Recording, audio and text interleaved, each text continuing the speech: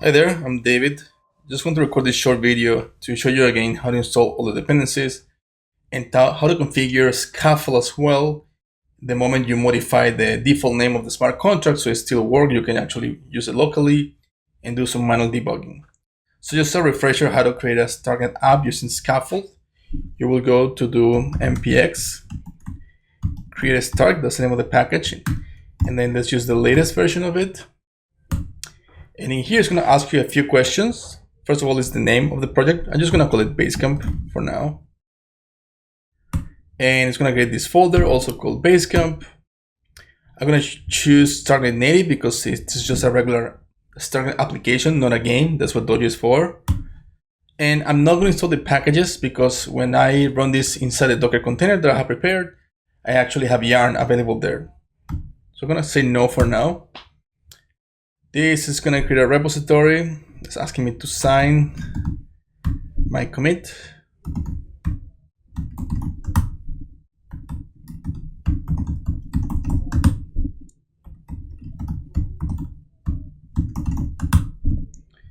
All right, so the project has been created and we can go and see, we can get into the folder called now Basecamp, and we can open this, for example, with cursor.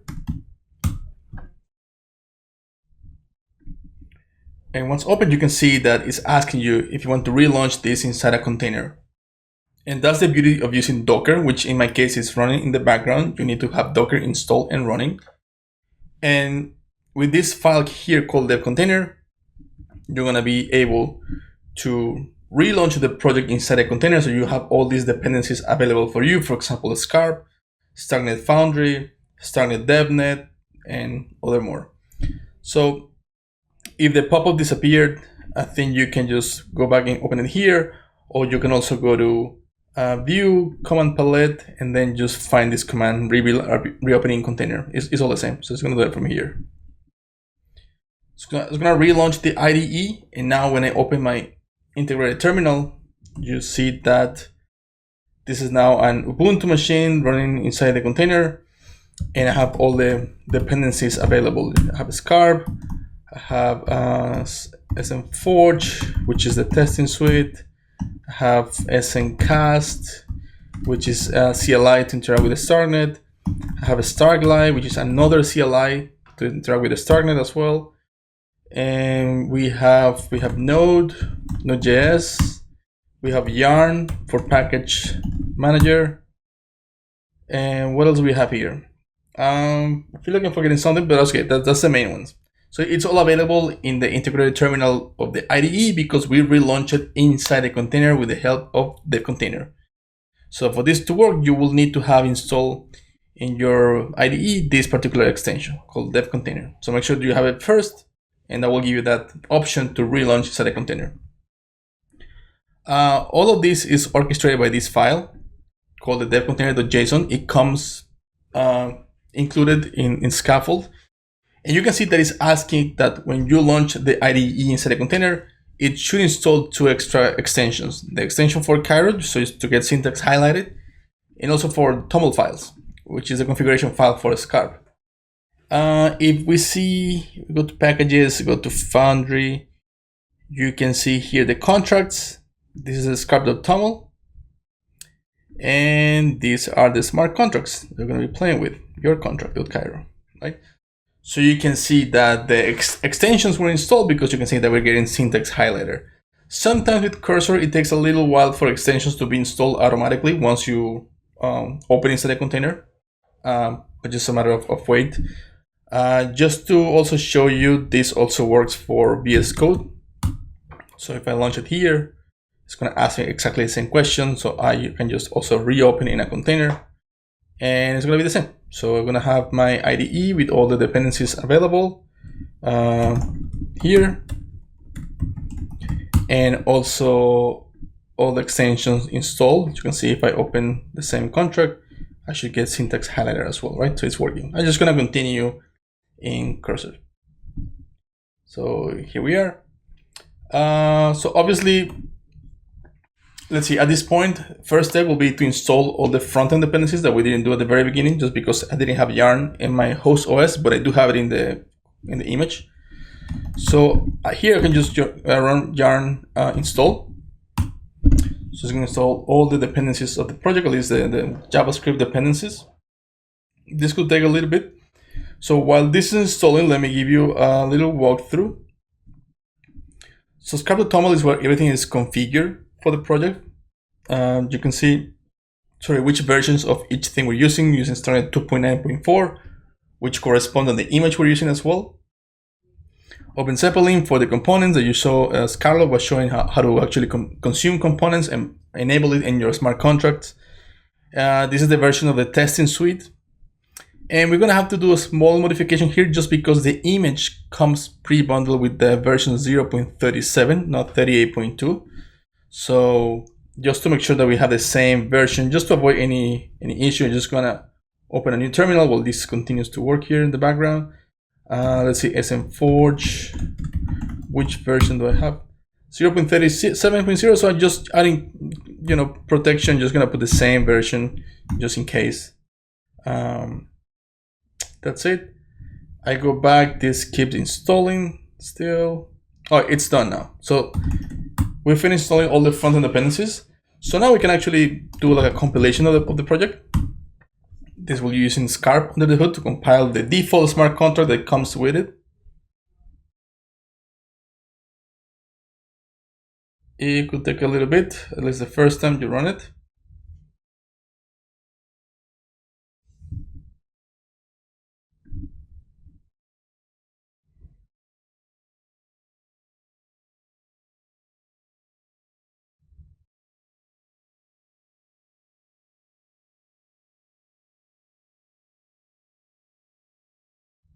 All right, was able to compile successfully.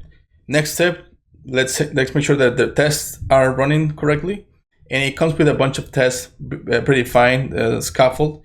You can see that there's a folder called tests inside of the contracts folder. And here you drop all the tests, all the integration tests of your smart contract. It seems to have an error just because the Cairo extension doesn't recognize this command yet. This is something that Starkware is working on fixing. It's not an issue with the test, it actually works fine. And just to make sure that it's working, we can just run yarn test. And this will finish compiling some of the tests, I think, and then run the test for you. So it could take a little bit. Again, first time things take a little longer.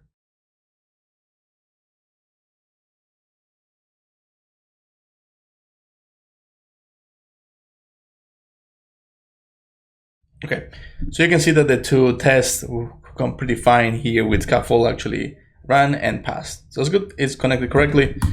And next step, let's try to deploy the default smart contract to DevNet. So for that, we need to first start the local DevNet. So you have like a version of starting running locally. So for that, you use yarn chain. And notice that it's showing you that when you run the DevNet, it actually comes with a bunch of things pre-deployed, like an address for the ETH token, for the Stark token. This is the universal deployer contract. We didn't talk much about this. It actually self-identifies as Sepolia, which is like a testnet. And then it comes pre-deployed with I think like 10 different wallet addresses that you can use that has already a bunch of funds. So you can use for local just debugging and testing. So right now it's running, it's just waiting for commands to be sent through the RPC interface. So we can now attempt to deploy this smart contract in the DevNet by doing yarn deploy.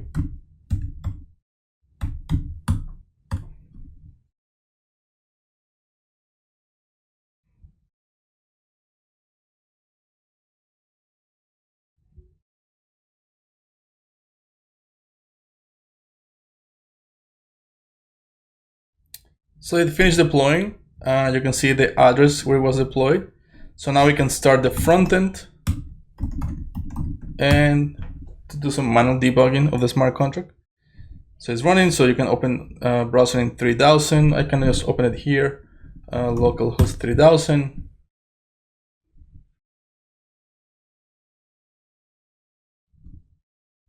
And if you go to the debug contract menu, here's where you can play with the smart contract. This is the one comes predefined, so all the read functions and all the write functions. And you can see, for example, greeting, premium, owner, or in this case, greeting and premium, they actually might be coming from here. Just take a look, like for example, greeting, premium is here. And then these two are, I guess, write functions. So set greeting and withdraw, and you're finding here in the right set greeting and withdraw, right? So let me for a moment copy paste like a final version of the code that Charlotte show you how to actually create on session 2. I have it like a local repo. It's private because obviously this is part of your homework to do it by yourself to code it, so I don't want to make it so easy for you. But I'm just gonna copy the final version of the code just to show you how do I debug this code, and if I change the name as well. So I'm gonna copy the file, I'm gonna paste it, I'm gonna replace this here. So this is pretty much, or very similar to what you built with Charlotte in session 2 a couple of days ago or last week, right? You get the get counter, increase, decrease, reset. Obviously, because I modified the default smart contract, this no longer is called your contract, right? Let's call it counter. I think that's how Charlotte called it as well. And just to make it consistent, I'm just gonna modify the file here, rename. See how this is. Rename. Let's call this contract. So it means I had to modify here to call also contract. Okay. So that way it's connected to the, oops, sorry, should we call counter? Counter. And also this one here should be called counter. I think this is how she had it for the class. Obviously the test no longer works because it's test for a different smart contract. So I'm just gonna remove this to avoid any undesired errors. Okay, so this is the issue that we had last time. Okay, if we modify path and the name of the, especially the name of the contract, if you try to deploy again, nothing's gonna change. I can show you. Like, let me open a new terminal. Let's try, for example, to do yarn compile again. Just make sure that we compile the new smart contract.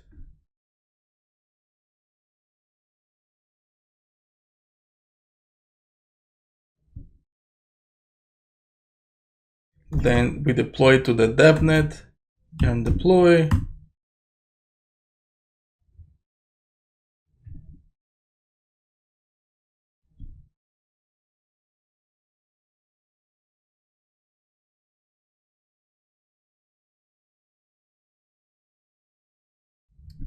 Right, finish deploying. So if I go back to the front end and refresh this, for example, debug, you see that it's still showing the old smart contract, the one that I replaced. So why is that? Why is it not showing the counter smart contract for debugging? That's because we need to do a bit of extra work to inform how to actually deploy this.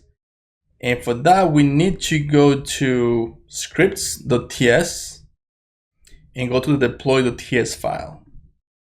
And in here, you can see this is where we actually pass information. We tell which contract we want to deploy. This is when we run the command yarn deploy. This is what gets executed. So it's no longer your contract. Now it's called just counter. And also the arguments of a counter smart contract is not just the owner. It also has something else. It is expecting the initial value and the owner. So we can leave this in, but we need to add this one as well at the beginning. So it's going to be the initial value of the counter. So I'm going to put it here. Let's say initialize it with 8, just make sure that it's working. And that should be it. So I just save this file and I'm going to try to deploy again. Was it yarn deploy? Yeah. So this time I should be deploying the right smart contract, not the old one. And I was doing the deployment before just because the compiled version of the old smart contract was still here, right? We never deleted this folder where all the compiled files live. So it finished deploying. So it does all work well. If I replace here, well, you can see that already that this is the view functions, the read-only, get counter, and the owner. And these are the right functions to increase counter, decrease, reset, and these are the one coming from the component. These two and these two also come from the component that we connected to the smart contract. And to interact with them, you can click the connect button. You will need to use the burner wallet if you plan to use only the local DevNet. These options will only work if you operate in a more advanced mode called fork mode, which actually makes your local DevNet an extension of mainnet. That is not the mode that we have enabled right now. You just have the simple mode. So only the burner wallet will work. And you can see that it comes with a bunch of wallets that you can choose from, 5691, CAB1. And those are the same wallets that you can see here, right? I mentioned that when you run the DevNet, it comes with a bunch of wallets pre-funded, 5691, CAB1. So these are the wallets. So you're basically choosing one of them to play with. So I can play this one. And they come pre-funded with a bunch of fake ETH and fake Stark tokens just to pay gas fees. And you can see that now the value of the counter is 8. That's what we initialized with. And I can increase it, right? The transaction went through and now the value is 9. I can increase it again. Now the value is 10. I can reset. Value is 9. And I can reset the counter. Value is 0, right?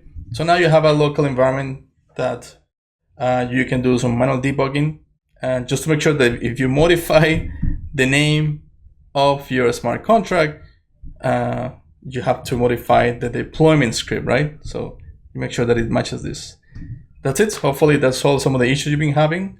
And see you soon for session 3.